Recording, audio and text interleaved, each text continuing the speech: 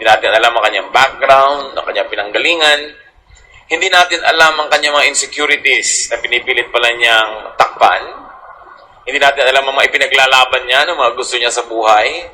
Mga naging kabiguan niya na ayaw na niyang maulit pa, o kaya yung minimithi niya, kaya ipinaglalaban niya. Kuminsan tuloy, may mga nagagawa po na sasabi silang nakakainis na. Mark 10:17-21. A man ran up and knelt before him, meaning Jesus, and asked him, "Good teacher, what must I do to inherit eternal life?" Jesus said to him, "You know the commandments." He said to him, "Teacher, I have kept all of this since my youth." Jesus, looking at him, loved him and said, "You lack one thing." A very interesting episode in the earthly ministry of the Lord. Merong isang batang lalaki, hindi naman sanggol, kundi a young man, not yet very old, but already accomplished in many ways. At maganda ang tanong, paano ako magkakaroon ng buhay na walang hanggan? Paano ako paghaharian ng Diyos sa aking puso? Paano ako magkakaroon ng kahit kapirasong langit sa aking sariling pagkatao? Sabi ni Lord, alam mo naman ang utusan. Ibig sabihin, napakaraming kautusan. Sabi niya, I have kept them all. The Lord, knowing that nobody could give all the commandments, hindi siya nainis. He loved him. And this is the lesson that we like to learn from the Lord. Yung mahalin mo yung tao kahit na alam mong yung sinasabi niya hindi tama. Maaaring nagsisinungaling siya o maaaring hindi niya alam na mali ang sinasabi niya. Pero minahal niya yung tanong, paano ako magkakaroon ng eternal life kahit hindi naman masyadong dapat mahalin yung sagot. Merong hinanap at nakita ang Panginoon na dapat mahalin sa taong ito. At least naghahanap siya ng eternal life. At least kay Jesus siya lumapit, hindi sa iba. Na bagay na dapat natin pagtuunan ng pansin pag meron tayo nakakainisan. Maghanap ka ng magugustuhan. Pag meron tayong pinta sa kapwa, maghanap ka ng maipupuri sa kanya. Maghanap ka ng good points. Kasi pag naghanap ka, makakakita ka, and you will also love that person. Maaaring hindi masyadong passionate and emotional love, but you will have a space in your heart for this person. Kung hindi man totally maalis ang iyong inis, ay mababawasan man lamang. Consider that the people you don't like are also God's creations. Na may mga ugali silang maaaring likas na talaga sa kanila. Hindi nila pinili. Hindi nila piniling maging sensitive. Meron din hindi nila piniling sila yung maging mayabang. Hindi nila pinili na sila yung maging brusko. Hindi nila pinili na sila yung maging mapilit. Naging biktima sila ng maraming pangyayari sa kanilang buhay. And to survive, they adapted, they adjusted, and this is the adjustment. Kaya kung minsan yung mga ayaw nilang mabaliwala sila, yun ang medyo mayabang. Yung mga ayaw masaktan, yun ang medyo nagtatapang-tapangan o kaya sobrang nagre-retreat na lang para huwag na magkaroon ng conflict. Sa dinami-rami ba naman ng mga taon, buwan, linggo, araw ng buhay ng isang tao na siya ay araw-araw sinisikap niya to survive. Kung pwede sanang malampasan yung survival, kung pwede sana maging prosperous pa, at pwede pa sana maging happy, gusto natin mangyari lahat yun. Pero alam natin hindi laging ganun na nagaganap. Maraming kabiguan ng buhay, maraming pait. And how do we react? How do we protect ourselves from becoming victims again? How do we protect ourselves from being deceived again? Nagiging ganun tuloy ang karakter natin kung minsan sa takot lang nating mautangan. Sa takot nating mahingan, sa takot nating maabuso, kaya nagkakaroon tayo ng iba't ibang mga ugaling hindi masarap na makita sa kapwa or hindi magandang makita sa atin. Pero, ang lahat ng tao ay likha ng Diyos. May pinagmulan. At kung a-appreciate natin ang kanyang konteksto, kanyang nakaraan, at yung hinaharap na gusto niya mangyari sa kanyang buhay, mas mauunawa natin. Lahat ng tao nilikha ng Diyos. Colossians 1:16, For in Him all things in heaven and on earth were created. All things have been created through Him and for Him. At syempre, hindi lang all things, all people, all creature were created for Him, in Him, because of Him, and that is Jesus Christ. So seek likable qualities in people you don't like. Mayroon silang context, may pinanggagalingan, may needs, at merong wants. Kaya naman tayo nagkakainisan madalas yung wants natin at yung wants ng isang tao, pareho. And because of scarce resources, nagkakaroon ng competition, nagkakainisan tuloy. Pero isipin mo, gusto lang din niyang mabuhay. Kung minsan may karibal ka sa pag-ibig, kaagaw mo sa iyong minamahal, pero siya din, gusto rin niyang magmahal, gusto rin niyang mamahal siya nung mahal mo, kaya nagkakaganon siya. Pag tinignan mo yung kwento from the point of view of the person, you will dislike the person less, and you might even love the person with compassion and with kindness. And when you don't like people, take responsibility for not liking them. Huwag laging sila lamang ang sisihin. Hindi kita gusto kasi ganyan ka, kundi hindi kita gusto kasi ganito ako. Hindi ko nagugustuhan yung aggressive nature mo kasi nadala na ako sa ganyang mga ugali ng tao. Hindi ko gusto ng kuri-kuripot mo kasi ako generous. Hindi ko gusto na hindi ka palakibo kasi ako madaldal. Hindi natin nagugustuhan ng mga tao not just because of who they are, but also because of who we are and what we want and what we expect of people. Matthew 7:3, sabi ng Panginoong Jesus, "Why do you see the speck in your brother's eye, but do not notice the log in your own eye?" Bakit mo napapansin ang nakakainis sa iyong kapwa at hindi mo napapansin kung bakit ikaw ay mainisin? Bakit laging iba na lang ang may kasalanan pag nainis ka sa kanila? Hindi ba pwedeng ikaw ang may kasalanan? Kasi oversensitive ka? Kasi marumi ang iyong isip? Kasi ang interpretation mo, pangit? O kasi may pride ka and everything? But check yourself, your taste, and your attitude. Why you don't like a person? Tendency kasi natin lagi sisihin yung ibang tao I don't like you, therefore it's your fault. You are not likable. Pero pag marami ka ng hindi gustong tao, 4, 5 out of 10, o 6, 7 out of 10, mag-isip-isip ka kapatid, baka ikaw na yung may problema nun. Dahil ang dami naman nila na hindi mo gusto, sobrang dami naman silang mali. O tayo na yung mali. Chances are, you will dislike people less if only you check your attitude why you don't like them. You might even like them, which is a great turnaround. The greatest victory is not to defeat the people you don't like, but for you to get to like them. Yun ang napakagandang victory. Kasi ang change nangyari sa loob natin, hindi natin ipinilit na mangyari sa iba. You would be more at peace. You'd be more relaxed. And at the end of the day, you'll be happier. Isipin niyo mga kapatid, siguro naglalaro ang guni-guni niyo ngayon yung mga taong ayaw niyo sa buhay. Isipin niyo muna, anong problema ko ba't ko siya ayaw? Ba't lagi ko na lang sa kanya ina-assign yung sisi? Kung ba't ayaw ko siya, ako yung may ayaw. Therefore, ako ang issue dito, hindi siya. Pag nilawakan natin ang gano'n ating pag-iisip, we will begin to love like Jesus. To love unconditionally.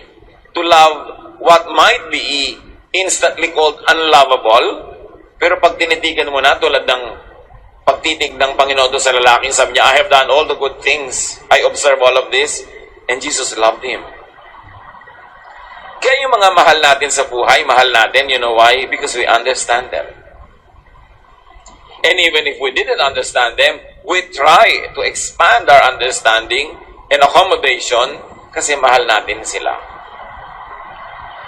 So pagka ang lahat ng ginagawa natin in order to like people that we don't like fail, talagang hindi mo sila gusto, sinisi mo na yung sarili mo pero hindi mo rin matanggap dahil alam mong talagang hindi talaga siya kagusto-gusto, what do? Minimize close encounters with them. Bawasan na lang yung pakikipag-ugnayan, pakikipagtalastasan, keep some distance. Ang tanong ng iba ay paano kung kasama ko sa office? Well, keep your communication to the officially acceptable and minimum level of communication. Hindi naman pwedeng hindi ka makipag-communicate dahil interdepartmental communication or kasama mo talaga. Pero huwag na yung mga social life, huwag na yung mga unnecessary communication para mabawasan yung conflict. Sabi nga ng mga Arabs, close the door that brings in the draft. Sa kanila kasi yung ambon, pumapasok through the door kasi walang bintana ang mga bahay nila. So sabi, kung pinapasok ng ambon ang pinto, di isara mo. Minimize sources of conflict.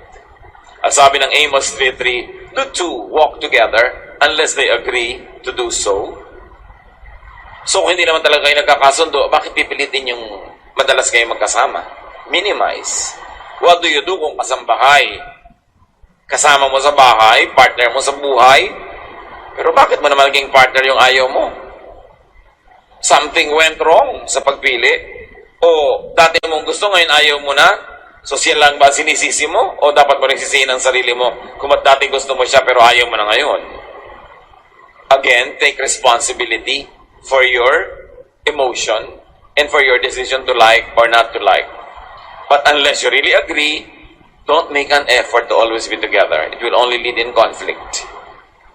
Kaya mahirap yung mga magkukumare, magsasabi, uy, magbiyahe tayo, mag-abroad tayo, 10 days magkakasama, 3rd day pa lang nag-aaway na. Iba yung nakikita mo lang pag coffee break.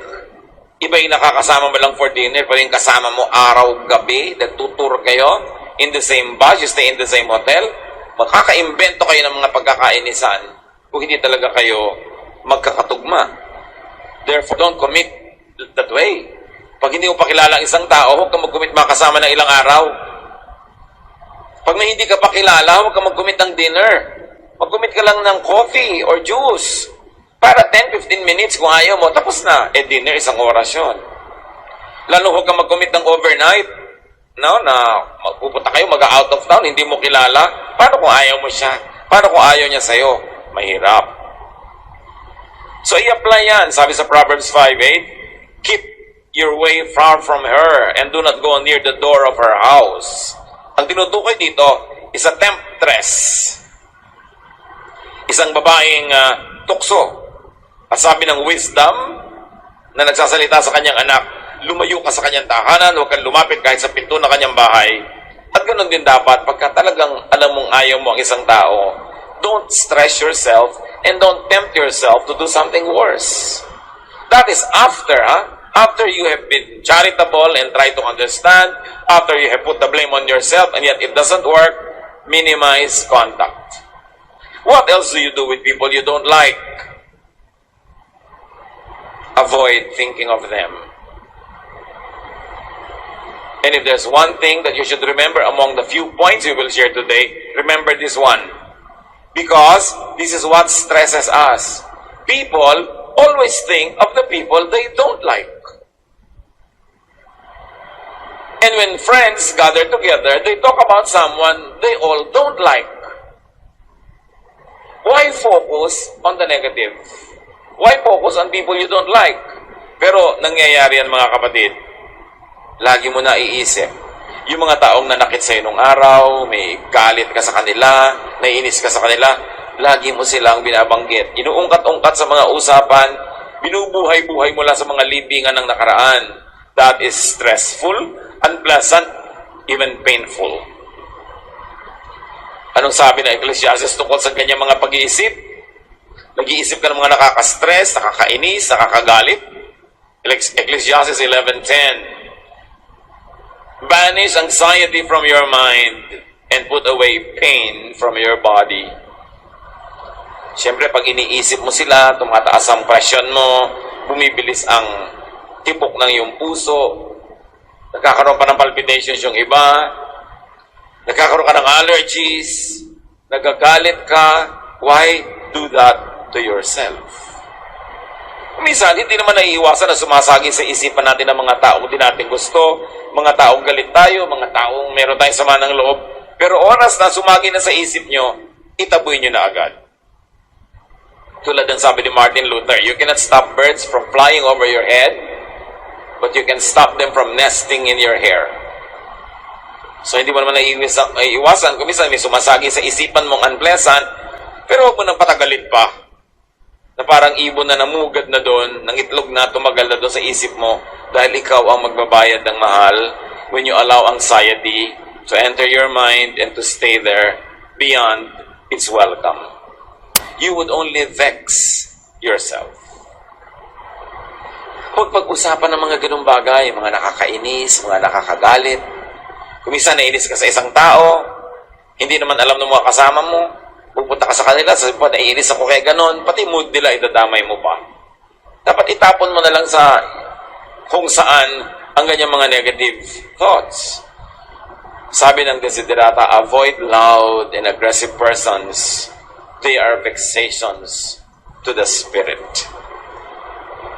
Mga loud, aggressive people, panggulo sa ating spirito na nananahimik. Sino yung mga yon? Consider it as applying to people you don't like. And yet, there is still another application. Consider it to people who are in the habit of not liking many people and then infecting the others around them not to like those people as well.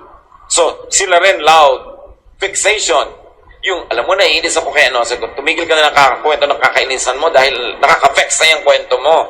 Wala ka bang kwento na nakakapagpakalma, puro nakakapagpagalit, puro nakakapagpainis. You are vexing me already.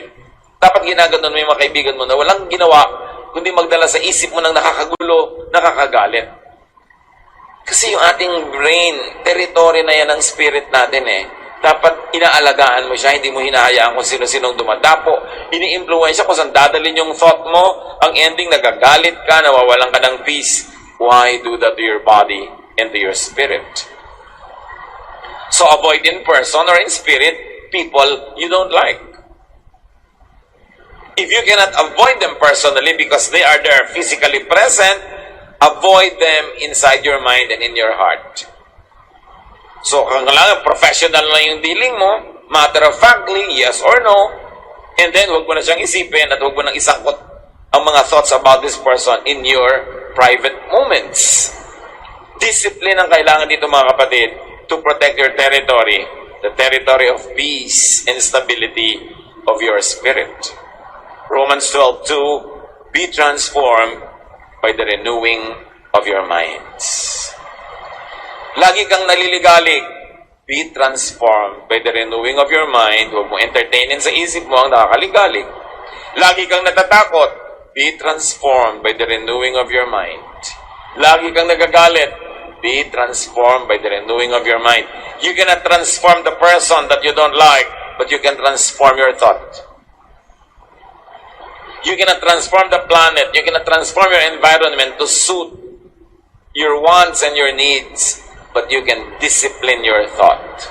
You can transform the direction of your thought. You can transform the residence of your thought.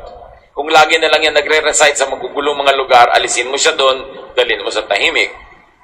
Because if there's one thing that is within your personal ability and power, it is to control the direction of your thought. Kaya mahalaga na conscious ka kapatid kung may ibang tao na nagkocontrol ang direction of your thought. Kasi agawan yan. Advertising, for instance, tries to control the direction of your thought. Pinapabili ka. Yung mga speeches ng politicians they try to control the direction of your thought. Pinapaboto ka sa kanya. Yung mga gumagawa ng sarili-sarili talumpati, kinokontrol niyang utak mo para maging favorable ka sa kanya at laban ka sa kalaban niya. Always be sensitive that there are people who are trying to manipulate your thoughts to benefit themselves and to use you and to exploit you. So, pantayan ang isip. Huwag ipakontrol kung kani-kanino at lalo naman, huwag ipakontrol sa yung negative side.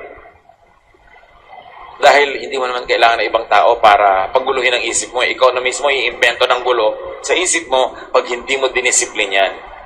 So be transformed by the renewing of your mind. It is so much easier to change our attitude than the planet. Ang isang tao na magiging mapayapa, matahimik, ay yung taong conscious kung saan pumupunta ang kanyang thoughts. What else do you do to people you don't like? Do good to them. Matthew 5:44, but I say to you, love your enemies and pray for those who persecute you. Akala ng iba, pag nakinig ka kay Jesus, lugi ka. Talo ka, ipapatalo ka dahil, I will love my enemy, di lugi naman ako. Ba't naman tayo ipapalugi ni Jesus? Mahal niya tayo. He wants us to be victorious. Pero bakit niya ipinapamahal sa atin at pinapagawa tayo ng mabuti sa ating mga kaaway? Kasi alam niya, tayo ang magbe-benefit pag ginawa natin yun. Because miracles can happen when you pray for your enemies. Either your enemy changes, or at the very least, you change. And when it is your attitude that already changed, then you no longer have an enemy. So in the realm of thought, in the realm of the mind, make friends with people you don't like. If they made friends with you in return, that's double victory. But even if they didn't, but in your mind, you no longer consider them as enemies, you are no longer angered by the memory or remembrance of them, then you're already victorious and you benefit from that victory. At saka, marami namang tao, pag ginawan mo ng mabuti, usually nababagbag din ang damdamin, gagawa rin sa'yo ng mabuti. Yung iba, mas matagal lang bago mo ma-influence na gumawa rin ng mabuti. Pero, the rule of thumb is this. Pag gumawa ka ng mabuti sa kapwa, mabuti rin ang gagawin niya sa'yo. May exemption, siyempre. Pero kesa naman ang gawin mo, masama. Dahil masama din ang gagawin niya sa'yo. So, bakit yun ang gagawin mo? Panalo ang gumagawa ng mabuti. At kung hindi man ma-appreciate ng tao yon na ginawan mo ng mabuti, na-appreciate naman ng Panginoon sa langit na marunong magbigay ng gantimpala sa mga tao who are called children of peace. At may isa pa mga kapatid, siguro naman marami sa atin na ang nakadiscover nito. When you pray positively for people that you don't like, a miracle happens inside your heart. You begin to like them. Or even if you didn't get to the point of liking them, you begin to dislike them less. Hindi ba yung problema naman sa puso natin, wala naman sa labas?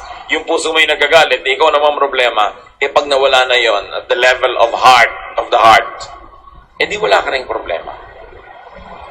Sabi naman ni Lord be as innocent as doves, but be wise as serpents. Hindi naman ibig sabihin na gumagawa ka ng mabuti sa kaaway mo, kinakainisan mo ay ine-expose mo na yung sarili mo sa danger na baka ka mapagsamantalahan, baka ka ma-abuse. No, of course, you know your limits.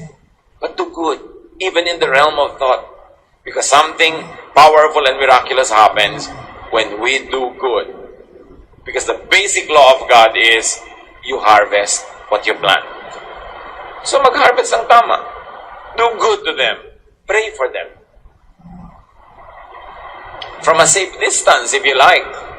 But pray for them. Huwag naman yung mamatay sana siya, malugi sana siya, masunog sana siya, malunod sana. Hindi yun, yung positive prayer. Kasi ang itinatanim mo, negative, baka ikaw umanin yan. Dahil ang tanim mo, aanihin mo. And carefully, studiously try to be a positive influence on them. Sino nakaalam kung yan pala ang mission field mo, yung taong kinakainisan mo? Na kung siya pala, ininvestan mo ng time, ng iyong talent, sometimes ng iyong treasure, ng iyong love, ng affection, attention, mai-influence mo siya positively. The best way to beat an enemy is to turn him into a friend. Yun ang ultimate victory. Kung yung kinakainisan mo ay nagustuhan mo na, nabawasan ka ng napakalaking tinik na nakaturok sa iyong puso at nadagdagan ng kaligayahan ang iyong buhay. So be more aware. Kailangan ng self-examination madalas. Make sure that you do not like them simply because you are like them. Or make sure that you do not like them just because you are like them. Sabi nga ng matatanda, ang magnanakaw ay galit sa kapwa magnanakaw. Baka naman inis ka lang sa kanya kasi pareho kayo. Pareho kayo ng ugali. Pareho kayo ng bisyo. Pareho kayo ng mga iniisip. Kaya nagkakainisan kayo. So, isipin mo, baka naman nakikita ko yung sarili ko sa kanya. Kaya ako naiinis. Therefore, kaya siguro siya naiinis sa akin. Dahil nakikita din niya yung sarili niya sa akin. Be more aware. Make sure that you do not like a person because you're envious or jealous of them. There's a very thin line between jealousy and disliking a person. And there's a very much thinner line between envy and disliking a person. Kadalasan, pag nagsaselos ka o nainggit ka, automatically ayaw mo sa kanya. Galit ka na. Again, we go to the issue of sino ba ang dahilan kung bakit ako nagagalit sa kanya? Baka ako. Baka ako nainggit sa kanya. Baka ako nagsaselos. And definitely, what do you do with people you don't like? Avoid being like them. Avoid being them. Madalas kasi talaga kung susuriin natin mga kapatid, yung mga taong inis na inis tayo, ganon din tayo kasi. Nakakakompetensya mo nila. Romans 2:1, some of you accuse others of doing wrong. But there is no excuse for what you do. When you judge others, you condemn yourselves because you are guilty of doing the very same things. So kung meron tayong kinakainisan, tiyakin natin yung ikinakainis natin sa kanila ay hindi ganun din tayo.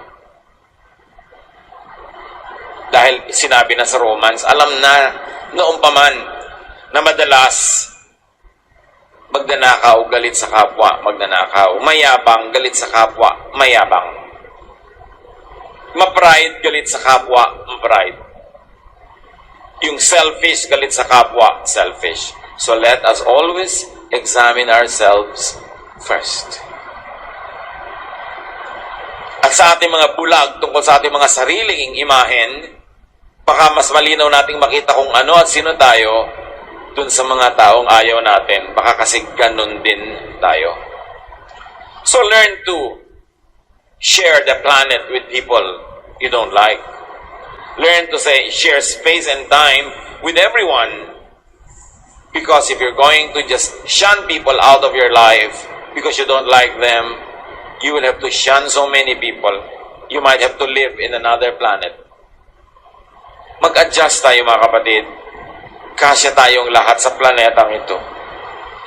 Kasya tayong lahat sa bahay na tinitira natin, sa opisinang pinagtatrabahuan, sa school na pinapasukan.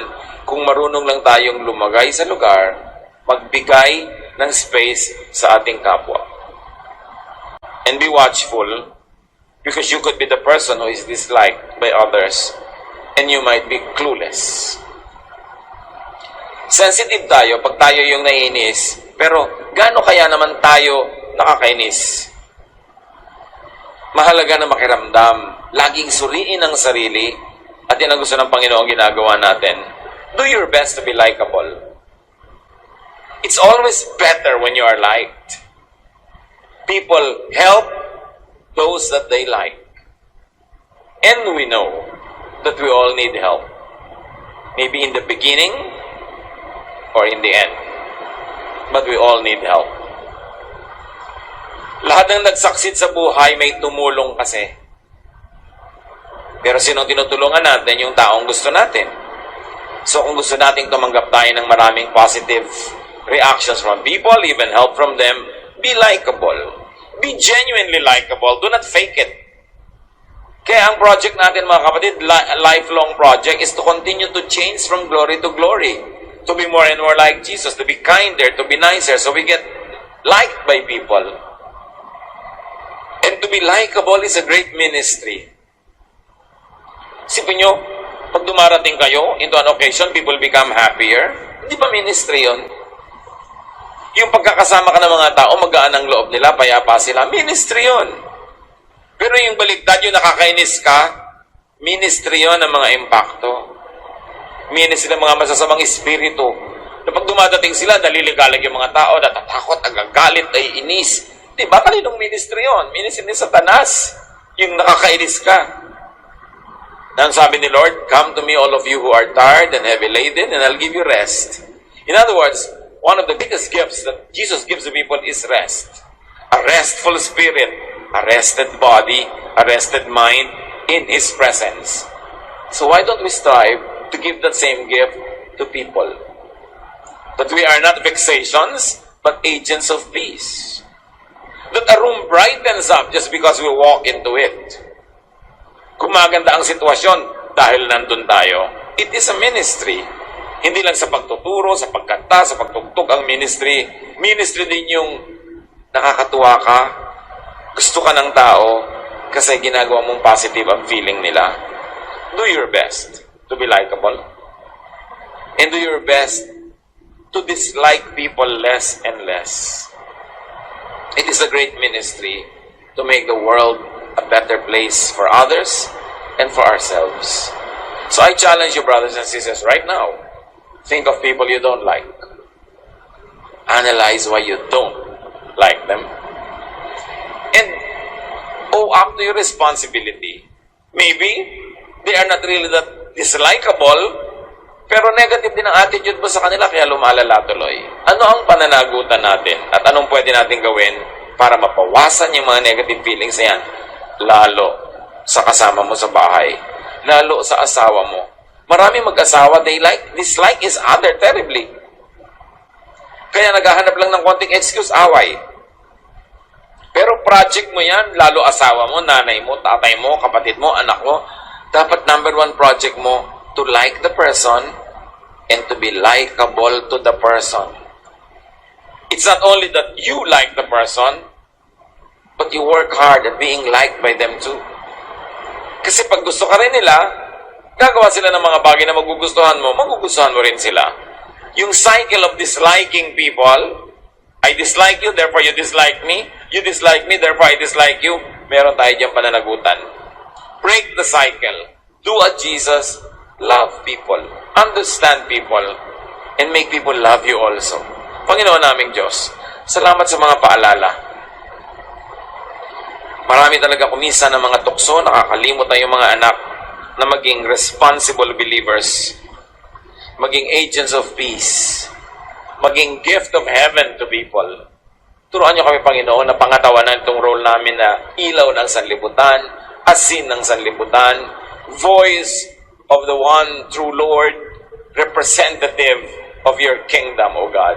Ituro mo sa amin kung paano namin ito magagawang mabuti, para saan man kami magpunta, ano man aming magawa, maging agents of peace kami.